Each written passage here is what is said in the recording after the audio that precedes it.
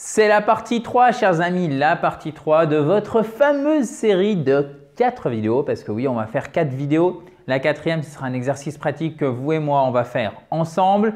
Aujourd'hui, partie 3, j'espère que la partie 1 et 2 vous ont permis, si vous me permettez l'expression, de bien dégrossir à la fois le concept, mais aussi de rentrer déjà dans le concret de ce que veut dire la voix passive, évidemment en français, parce qu'il faut aussi le comprendre et même en premier en français pour pouvoir bien l'utiliser en anglais.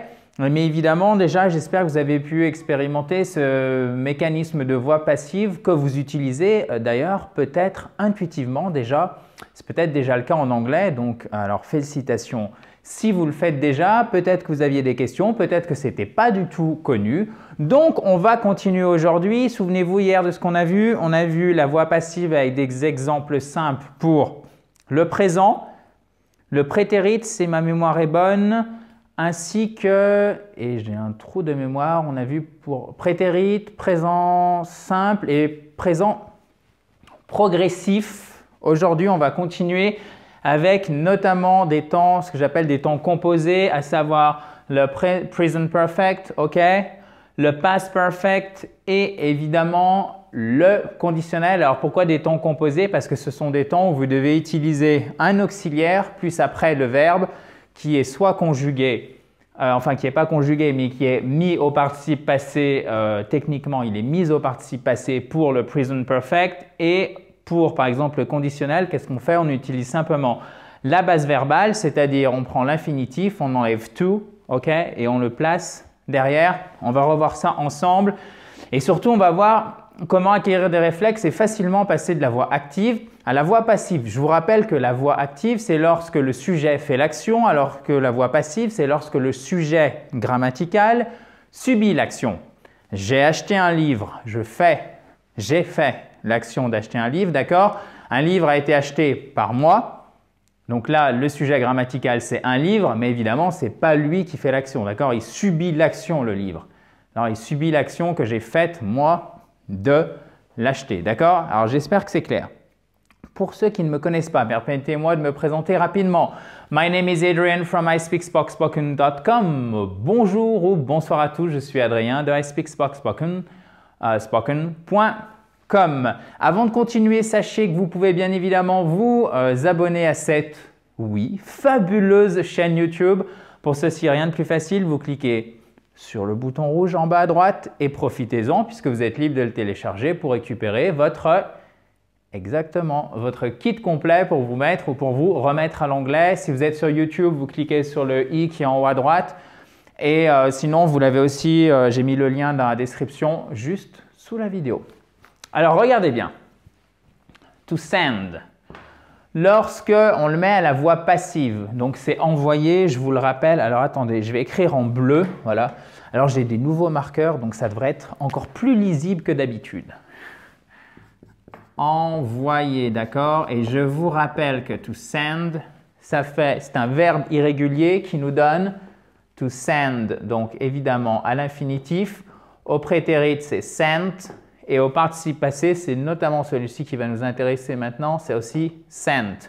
Donc vous voyez, il y a simplement une variation de la consonne finale. Donc ce n'est pas dur à retenir et c'est un verbe que vous devez connaître, c'est un verbe facile à retenir et en plus qui est vraiment courant. Donc, à la voix passive, au present perfect, c'est has been sent et au plus que parfait, donc au past perfect, c'est had been sent. A été envoyé, avait été envoyé. OK? Ça, vous pouvez le retenir. Parfois, je ne mets pas toute la traduction. Là, par exemple, vous voyez, je n'ai pas mis la traduction, je la donne simplement à l'oral, mais c'est pour éviter qu'il y ait trop de choses, si vous voulez, sur le tableau. Donc, mais je le dis quand même à l'oral. Hein. Petite précision. Bon, ça, on va le revoir. Mais souvenez-vous de ce qu'on a vu hier. Et ça, vous devez l'avoir en tête pour bien comprendre ce qu'on va voir aujourd'hui. Pour un temps, entre guillemets, simple. Par exemple, le présent simple ou le prétérit, c'est-à-dire qu'on ne fait que conjuguer le verbe, tout simplement. C'est tout, on ne rajoute pas d'auxiliaire, par exemple. Qu'est-ce qui se passe à la voix passive? On a le verbe to be qui est conjugué, plus on a, pardon, excusez-moi, on a l'auxiliaire to be qui est conjugué, plus le verbe au participe passé. Donc là, je vais bien mettre verbe au. Alors attendez, on va faire les choses comme il faut. Hop là. Donc, plus on a to be, l'auxiliaire to be qui est conjugué, plus le verbe au participe passé. Donc par exemple, et là c'est pour, je fais vraiment une remise, vous voyez, une remise en jambe si je puis dire, pour que on puisse dérouler tranquillement, vous et moi, le mécanisme de la voix passive pour des temps un peu plus compliqués comme le past perfect, comme par exemple present perfect, qui là nécessite de mettre 3 formes en fait côte à côte. Donc, regardez, I send an email à la voix passive, qu'est-ce que ça nous donne? C'est un temps simple, vous voyez, présent simple, j'ai juste le verbe conjugué. Donc, on a l'auxiliaire to be conjugué. OK, donc qu'est-ce qui se passe? L'objet devient sujet. An email. On a le verbe to be conjugué. Donc là, c'est troisième personne du singulier. Donc, an email is. Plus le verbe au participe passé. Donc, c'est le verbe to send. On a vu que c'était celui-ci, cette forme, le participe passé. Donc, an email is sent. Voilà. Et après, vous pouvez éventuellement rajouter ce qu'on appelle un complément d'agent pour la voix passive, c'est-à-dire un objet par qui, par moi, by me. Mais généralement, celui-ci est omis puisque c'est évident dans le contexte. An email is sent. Un email est envoyé, tout simplement. En plus, c'est assez transparent par rapport au français. Donc là-dessus, je pense qu'on peut pas trop de risque de se mélanger en tout cas. Ça, c'est un temps simple. Simplement, quand vous avez le verbe, par exemple, que ce soit le verbe au présent simple, le verbe au prétérite dans la voix active, donc c'est facile de le passer à la voix passive. Maintenant, pour un temps composé, c'est-à-dire un temps qui nécessite l'utilisation d'un auxiliaire, present perfect, past perfect, conditionnel, futur, chers amis, qu'on va voir, il me semble, ici. Et on va faire une petite application, vous et moi, que je vous ai réservée pour la fin. Donc, restez bien avec moi. Pour un temps composé, qu'est-ce qu'on a? On utilise l'auxiliaire, d'accord, qui est évidemment conjugué, plus to be. Alors, le verbe to be, on verra qu'il c'est soit au participe passé, been, soit simplement la forme, la base verbale, et ça, c'est le cas pour le conditionnel et pour le futur.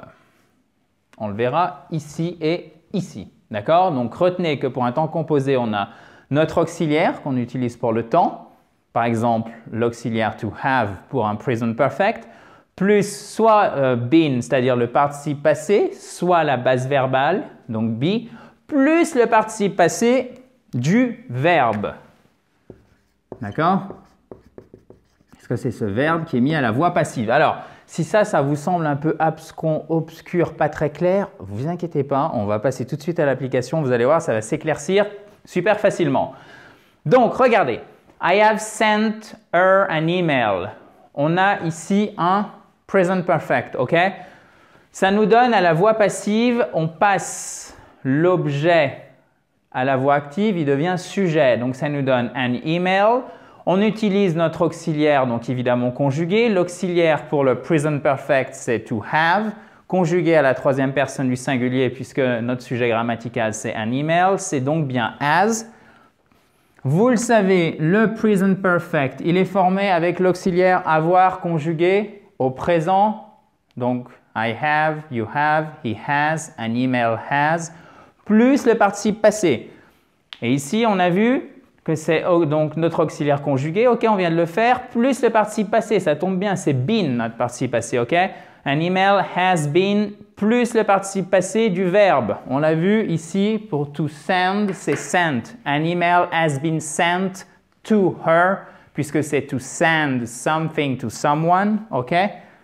Envoyer quelque chose à quelqu'un. An email has been sent to her. Et vous pouvez même rajouter si vous voulez by me, mais là encore une fois, c'est optionnel. Lui a été envoyé. C'est comme si on rajoutait par moi. Vous voyez, ça fait bizarre en français. OK, mais je vous le mets en parenthèse pour être vraiment complet. Donc, ce que je vous propose, c'est de noter dans votre fabuleux cahier d'apprentissage tout simplement cet exemple et vous cachez la réponse et vous essayez de refaire le mécanisme une fois que vous avez fini le visionnage de cette vidéo et vous revenez dessus demain, après-demain, etc. ou autant de fois que nécessaire ou autant de fois que vous le pouvez ou autant de fois que vous le voulez. C'est évidemment à vous de décider. Et petit à petit, vous allez voir si vous faites cette répétition, soit ça peut être déjà acquis en fait, et si c'est encore pour vous pas très clair ou vous avez encore des doutes, vous allez voir en revenant dessus, franchement, 2 ou 3 fois déjà, ça ira vraiment beaucoup mieux. Donc, je continue. En plus, c'est assez transparent par rapport au français. Regardez, a été envoyé, has been sent. Donc là-dessus, vous pouvez calquer, c'est pas trop dur. Par contre, faites bien attention. Vous le savez, c'est pas parce qu'on a le passé composé dans une phrase en français qu'on va utiliser le present perfect dans une phrase en anglais. OK? Mais ça sera sujet de d'autres vidéos et j'en ai déjà d'ailleurs parlé, mais méfiez-vous aussi à ce sujet-là. Donc, qu'est-ce que ça nous donne? Pour le past perfect, I had sent her an email. Je lui avais envoyé un email. Donc, qu'est-ce qu'on fait? On met notre objet qui passe en sujet grammatical, un email. On utilise notre auxiliaire qui est évidemment conjugué et l'auxiliaire pour le past perfect, c'est to have au prétérit. Donc, la seule forme possible, c'est had. OK? Un email had plus soit been, soit be. Et bien, de toute façon, ça peut être que been parce que le past perfect, c'est l'auxiliaire have au prétérit plus le participe passé. Donc, un email had been plus le participe passé du verbe. On l'a vu aussi ici. Boom.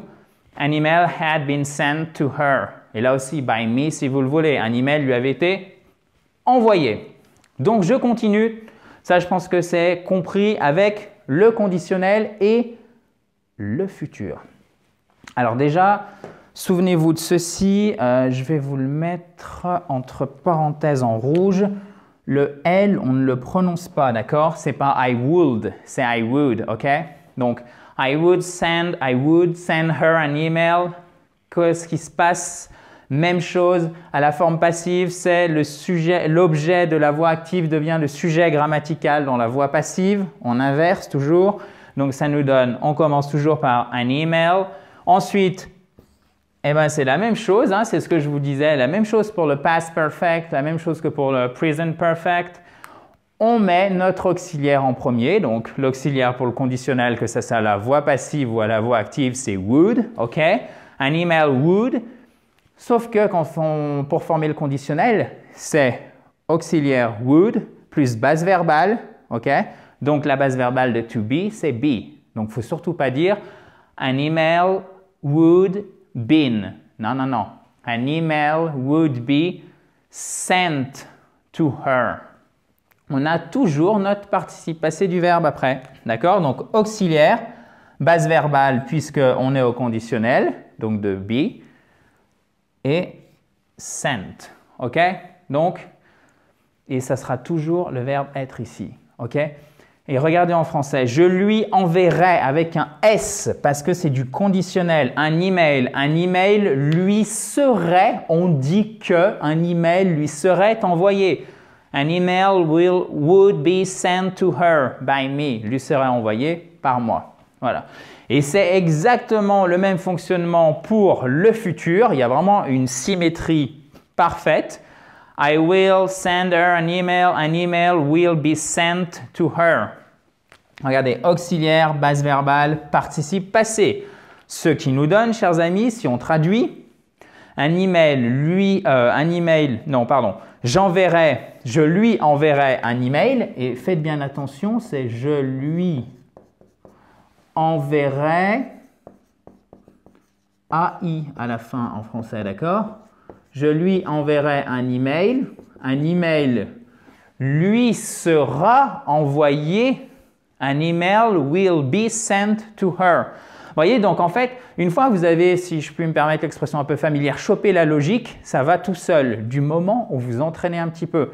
Parce que ça implique quand même beaucoup de manipulation et ça implique une certaine gymnastique intellectuelle pour le cerveau auquel il n'est évidemment pas habitué puisque par définition c'est une langue étrangère. Donc rassurez-vous, hein, si vous avez besoin d'un peu de pratique, non seulement c'est le normal, mais si vous me disiez le contraire, c'est soit que vous apprenez très rapidement Donc si c'est le cas, tant mieux. Mais pour la grande majorité des gens dont je fais partie, eh ben, ça demande un petit peu de pratique. Donc c'est tout à fait normal. Moi personnellement, quand j'ai appris ça, il a fallu que je répète et je me souviens très bien que ce n'était pas du tout intuitif au début.